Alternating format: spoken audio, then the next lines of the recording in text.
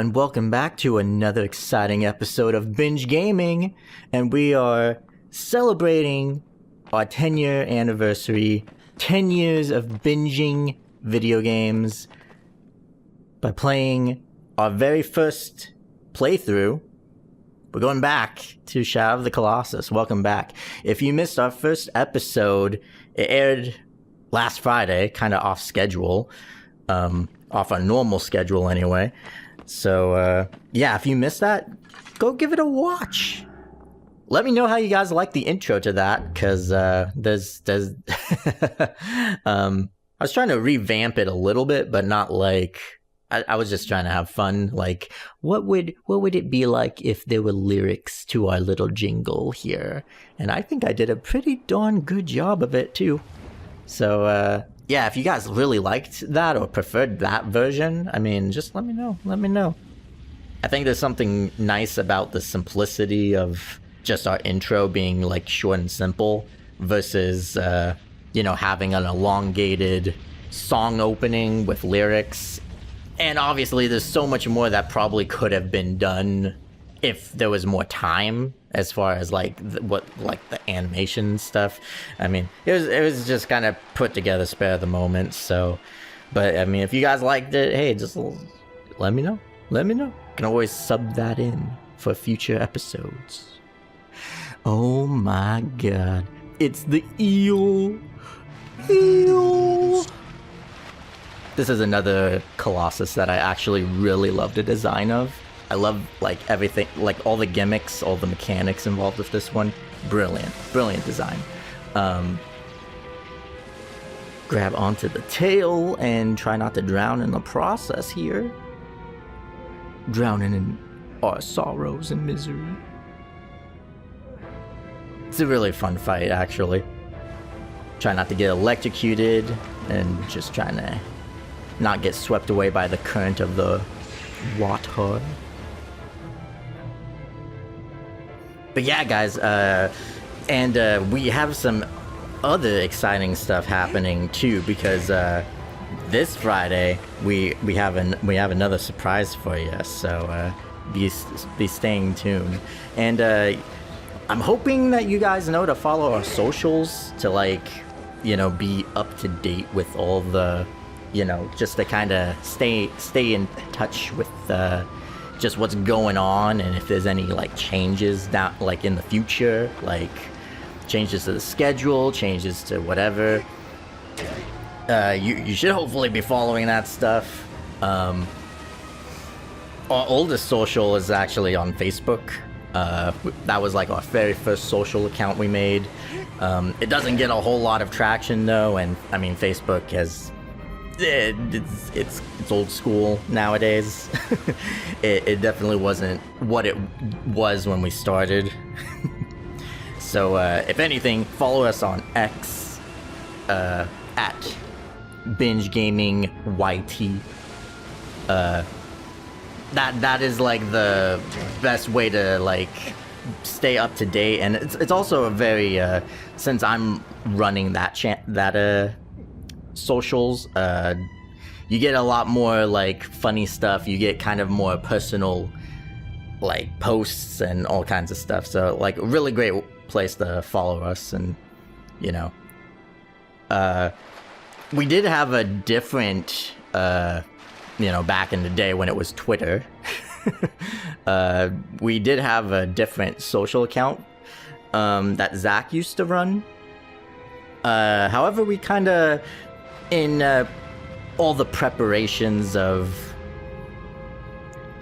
trying to bring Binge Gaming back, we'd been gone for so long that our email got deleted. Note to self, don't make a Yahoo email if you're not planning on checking it regularly. If you use it regularly, it's fine. But yeah, we weren't expecting it to be straight up deleted and have zero way of recovering it. So yeah, and I don't really have a way of getting a hold of X support to delete our old social account. So we yeah, make sure you're following the right one, because yeah, we post pretty regularly now. And yeah, so back to our normal programming here. Sorry for the plug-in for socials. There's just so much has really changed in 10 years. I mean, even with YouTube, a lot has changed. We were monetized actually when before we stopped. But all the changes and stuff over the years, now we have to re-earn our status to get our videos monetized again, which kind of sucks, but I mean, we'll get there eventually. It was never really about money anyways, but it helps. It helps. I'll give it that. It would be nice to make a little bit of earnings and stuff, but it is what it is, really. And just like that, we have another Colossus down for the count. And I think you guys know what that means, right? It means we get to do another, and then another, and then another.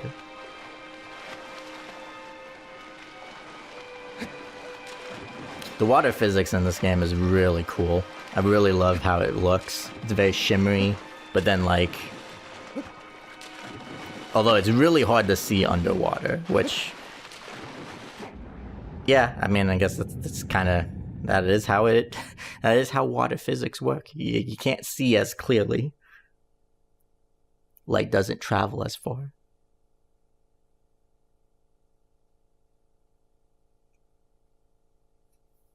So, gosh, where do we continue our reminiscing? I guess I'll talk a bit about myself here.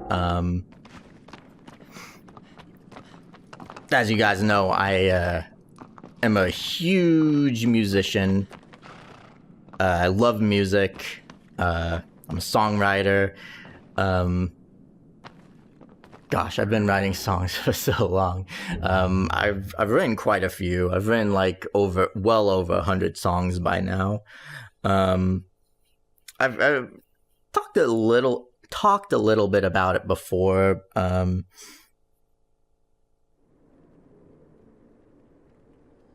Ooh, is this the Colossus? I think it is. Yes, it is. It's the lizard. Lizard.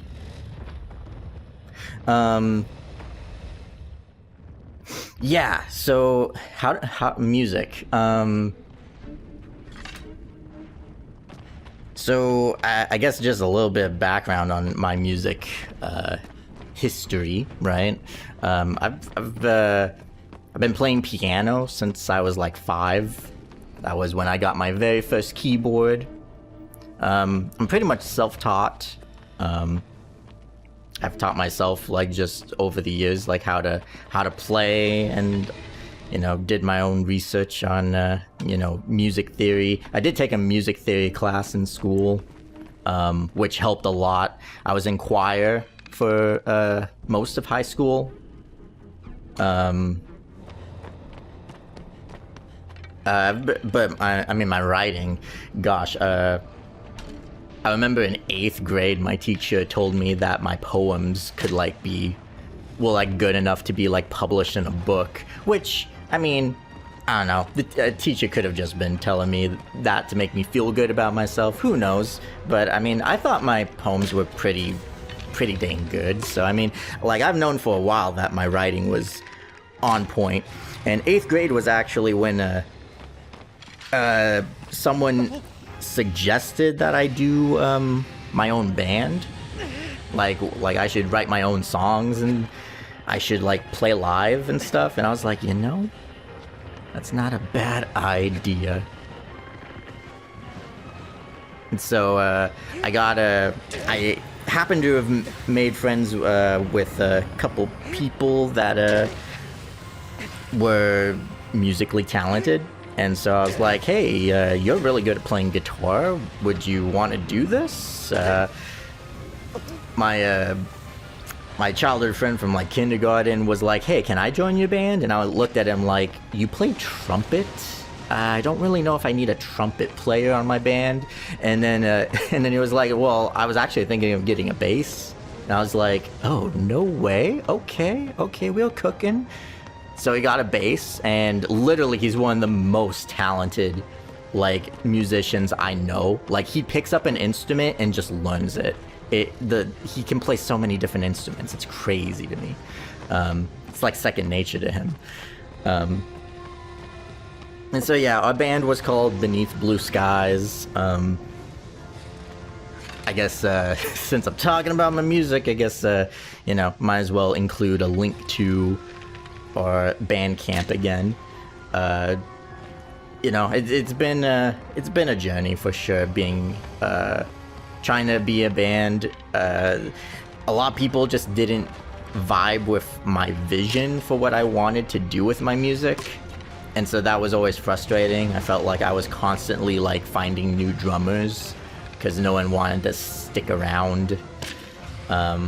Eventually it just got tiring trying to like, have the people committed to practice and to even like attempt to play live.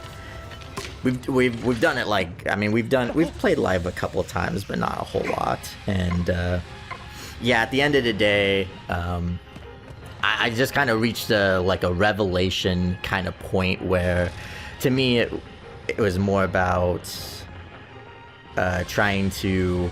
I'd rather have spent my energy recording the music and like having like something tangible that people can just listen to and just have it exist versus, having like a single night of like, wow, that was a really cool moment in time, but then that's it. I felt like my music deserved better than that. And so yeah, it's been a journey and a half. I've been trying to record an album, and it's been a long, painstaking process for sure. We put out a few singles that you can listen to, and yeah, I have a single song on Spotify that I like did for a friend to be featured on my friend's album, and so that exists too, and so that's a lot of fun. That was a lot of fun recording. But yeah, I just love music, guys. I remember, obviously, since we're talking about binge gaming here, right? Aggro, the story behind Aggro, right? For if you guys have watched our original playthrough, you guys know what happens at the end. I would hope. Yeah, I just kind of wrote that song "Spare the Moment" because I felt like that episode, episode 16 of Shadow of the Colossus, I felt like that moment needed something special behind it. And so, yeah, it was just kind of on a whim that I wrote that song.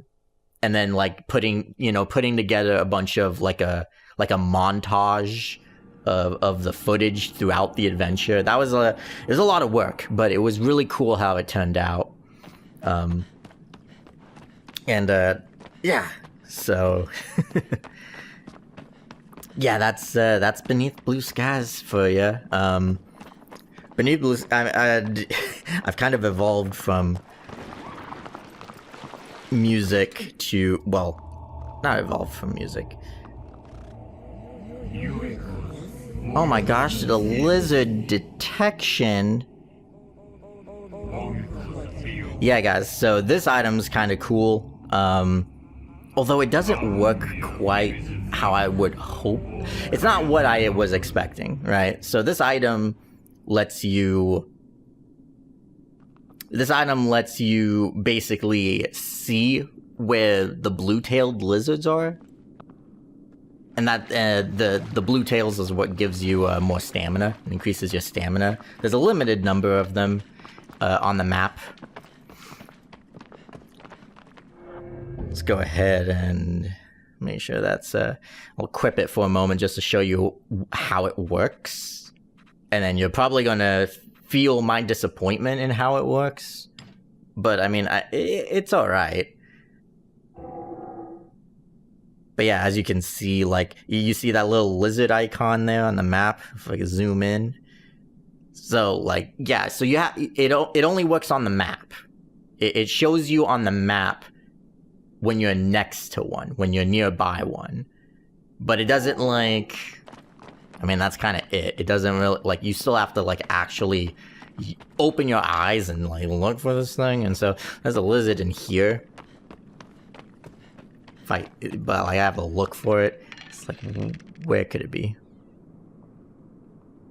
Lizard. Uh-huh. I need to readjust my angle here. And if I can aim, skadoosh. Yeah. That's how that works.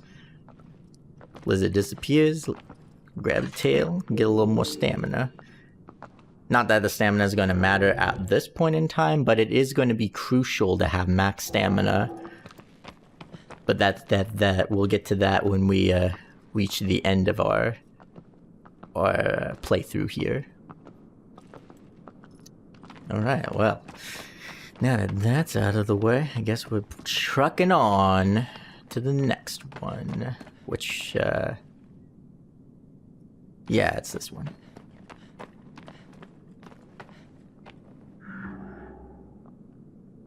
So, yeah, Beneath Blue Skies, I've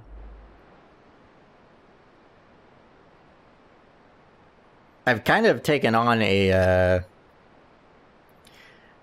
friend of mine from church came up to me one time. This was after like high school. I hadn't found a job yet, and I think I did start like temporarily working at the church, like kind of volunteer-ish. But a friend of mine was like getting into like writing stories, and Jesus Christ, this turtle is crazy. The turtle is not one of my favorite fights, I will say. I don't care for this one as much. But I mean, I guess it is what it is. It's a pretty cool concept. Just have to not get obliterated by its laser beams. Stop fire! Oh my gosh! Let me in. Gotta like close the gap here. Yeah. You do your stomp move, dude. Just as long as you stay right where I want you. There we go. Now I just gotta make you lose your balance. Move your foot, please. Trying to. Okay. Yeah, topple over. It's such a turtle thing that just gets stuck on your back. Although I guess you kind of rolled over your side, but that's fine. Works for me because it allows me to climb up here.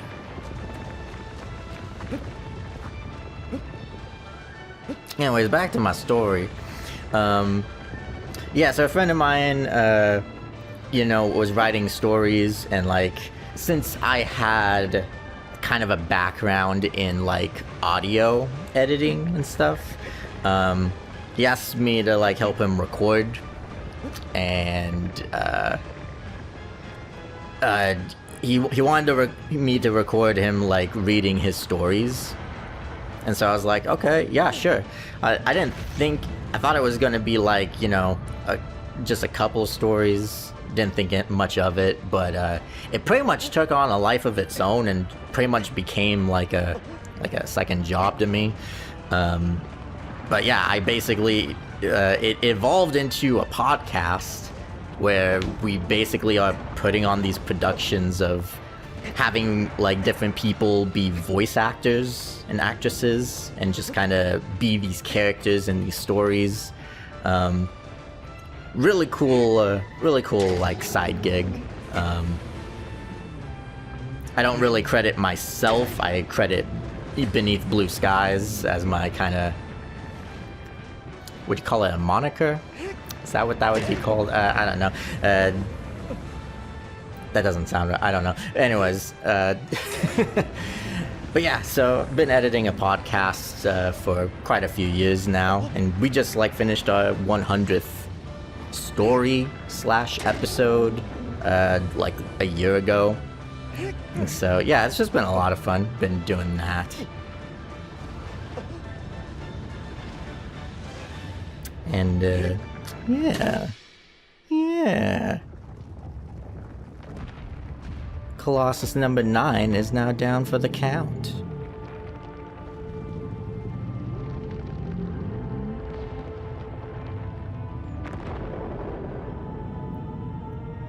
I don't know if we really...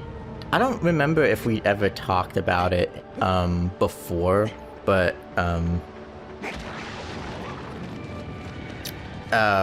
they actually like had a lot more Colossus planned out for this game. Actually, I'm pretty sure Zach mentioned this before. I'm pretty sure. But in case you didn't know, there was actually more than 16 Colossus that were planned out in development. And a lot of them ended up getting cut, which is a shame. It makes you wonder, like, you know, what would this game be like if it was released in the modern era? Like, if this game was released today, what would be different? How much of it would be different? I feel like they would definitely have, like, upwards of, like, 30-ish Colossus. The map would be huge. It would be way bigger than it is. There'd probably be around 30-ish Colossus boss fights.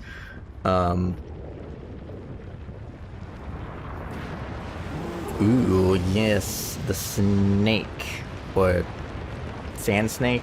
I don't know what you'd call this thing. Worm, sandworm.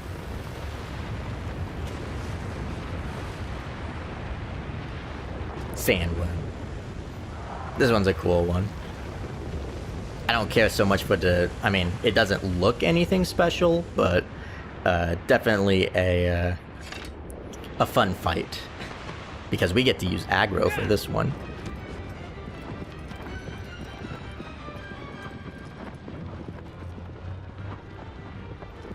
But yeah, if this game was released today, gosh, it would definitely be ruined by like... by the idea of it being a live service game. Can you imagine? This game would be literally ruined by like microtransactions and having like battle passes. Although it would be interesting to have seasons or DLC that adds additional Colossus, but you know, it's just weird to think how modern gaming has changed the industry so much. And it's like, this game is perfect. Like, I could want there to be more to it, but at the same time, it's just short and sweet, you know? But it's not too short. I'll give it that. It's not too short.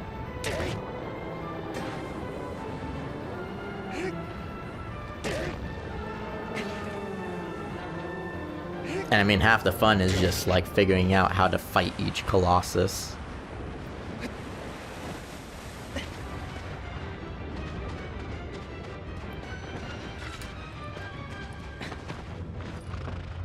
Let's get back on the horse and let's get riding again.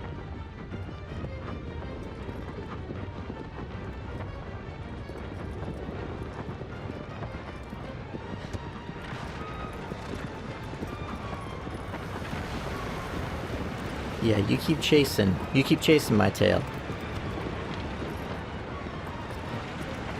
Show me them big eyes of yours.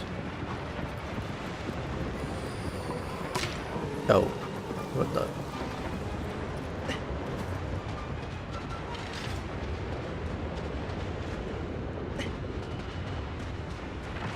Boom.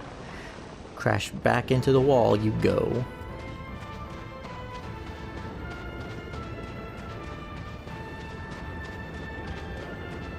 Probably should have rode the horse a little closer, but you know, it's fine.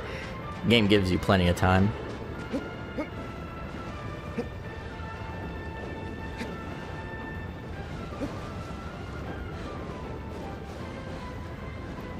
Yeah. If you guys are, I mean, if anyone is curious about like the podcast and like was like wanting to give it a listen, it's called So Powerful Parables. That's so as in S-E-W. S-E-W. We actually represent, we try to bring awareness to So Powerful, which is a non-profit organization that deals with trying to feed the kids in Lusaka, Zambia. It's a really cool charity, and I work closely with it. I literally know the owners of it. So, I mean, they used to go to my church. So, yeah, there's quite a bit of history there. Quite a bit of history. Aggro? Buddy? What the frick? That was really weird. It's like Aggro was doing a dance, like right up in front of your face. A shimmy shimmy.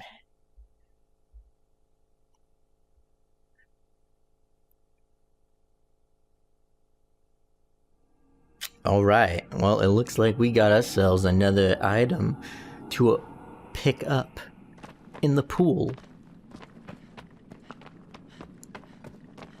Let's go. Let's go wander over and see what it is. Yeah, I know it wasn't that funny. I don't even know why I said it. Anyways.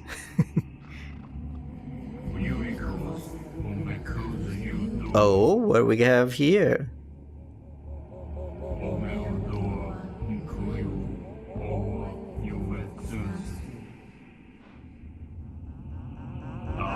Yo, no way. I can change Aggro?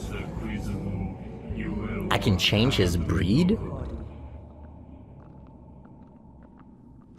Huh.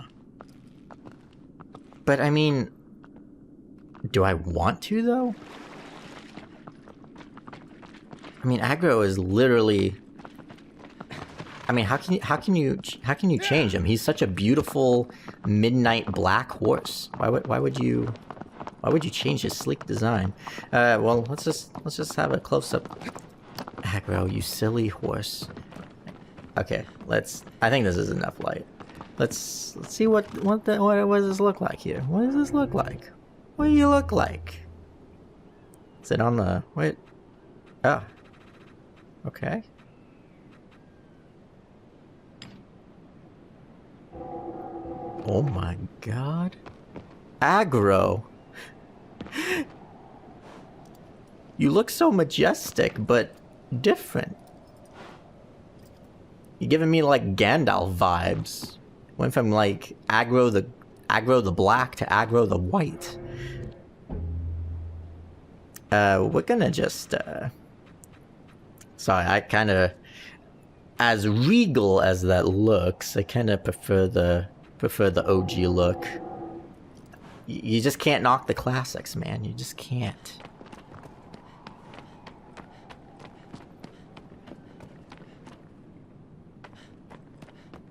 Well, let's see here. What do we got? I guess we have time for one more, right? I think we do. Let's have a good look at the statue, and then let's hop on in.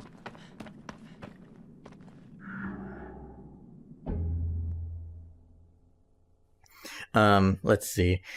If out of all the games that we've done on the show so far, if I were to pick, oh god, not the lion. I actually don't like this fight at all. It's a cool fight though, because it's like, oh, it's a tiny miniature Colossus that's not even that big. But man, is it so aggressive. This guy is so aggressive and literally does not let up. Okay, can I... Oh god, oh god. Everything's bad now. Everything's bad. Oh. Come on, Wander. I need you to move fast. Oh no. Oh no. I think we're just stuck in the loop now.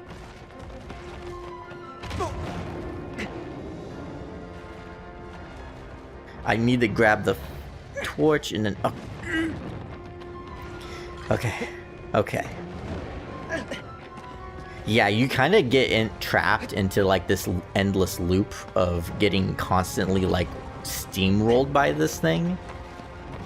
And it's just a bad time. It's like, yeah, now I have the advantage. Now I'm the king of the castle and you're the dirty rascal.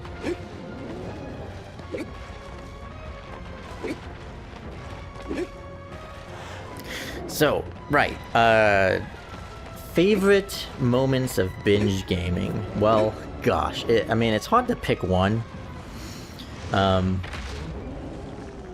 It's hard to pick one. I really enjoyed our playthrough of Mario and Sonic. It was really fun to see Zach, to give Zach like an opportunity to play like these really old like classics. Because he'd never played Sonic the Hedgehog before. And then even like I mean literally 10 years ago when we were doing Mighty Morphin Power Rangers, like I know that was a fun, I know he enjoyed playing through that. I know that was one of his favorites.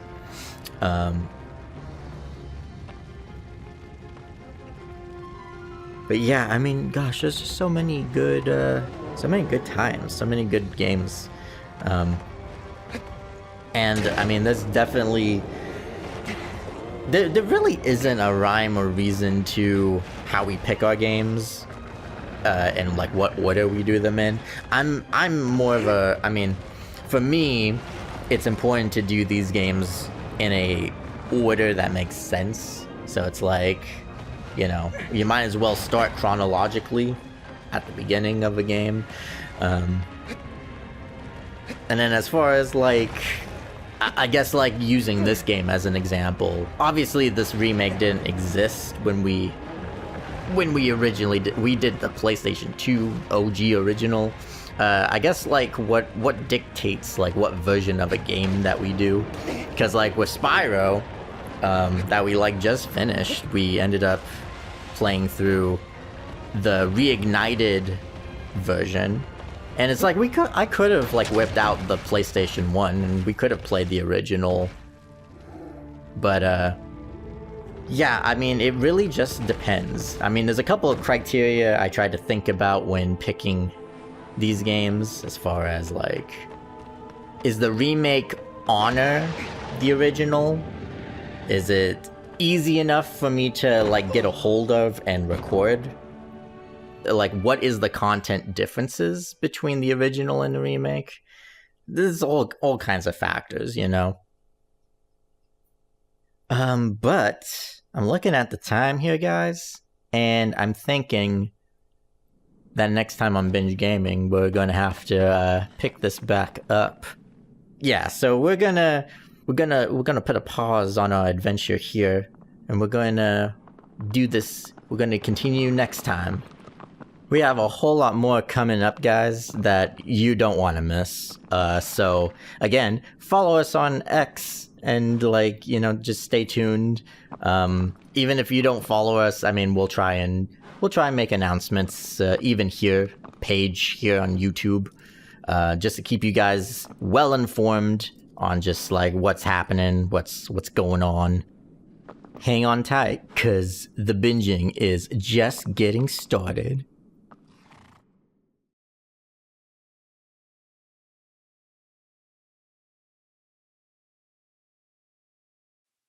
We are binging the games and gaming the binges.